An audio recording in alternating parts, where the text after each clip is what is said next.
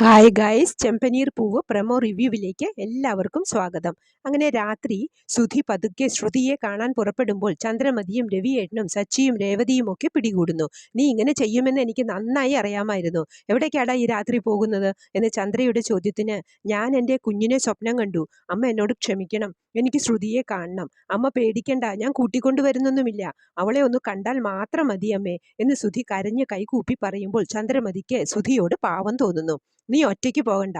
നാളെ നേരം വെളുക്കട്ടെ, നമുക്ക് ഒരുമിച്ച് പോയി ശ്രുതിയെ കൂട്ടിക്കൊണ്ടുവരാം. നിനക്ക് അവളോടൊപ്പം ജീവിക്കണമെങ്കിൽ ജീവിച്ചോ, ഞാൻ തടസ്സം നിൽക്കുന്നില്ല എന്ന് ചന്ദ്രമതി പറയുമ്പോൾ സുധിക്കും മറ്റുള്ളവർക്കും സന്തോഷമാവുന്നുണ്ട്.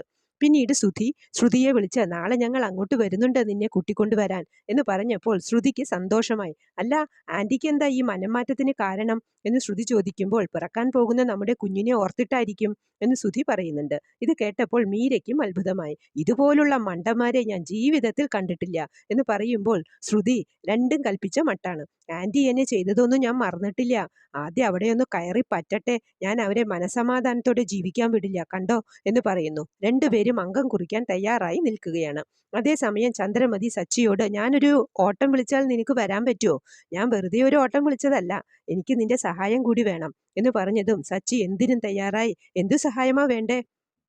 എന്തെങ്കിലും എന്തായാലും ഞാൻ ചെയ്യാം എന്ന് പറയുന്നു. ഏതായാലും സുധിയും സച്ചിയും രേവതിയും ചന്ദ്രയും ഒക്കെ കാറിൽ കയറി മീരയുടെ വീട്ടിലെത്തി. ഇനി ശ്രുതിയെ കൂട്ടി നേരെ ഹോസ്പിറ്റലിലേക്കാണ് ചന്ദ്രമതിയുടെ പ്ലാൻ എന്ന് തോന്നുന്നു. സഹായത്തിന് നമ്മുടെ സച്ചിയും ഉണ്ട്.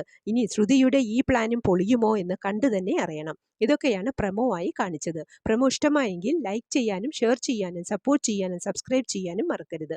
അടുത്തൊരു എപ്പിസോഡിൻ്റെ പ്രമോവുമായി വരുന്നവരെ കാത്തിരിക്കുക.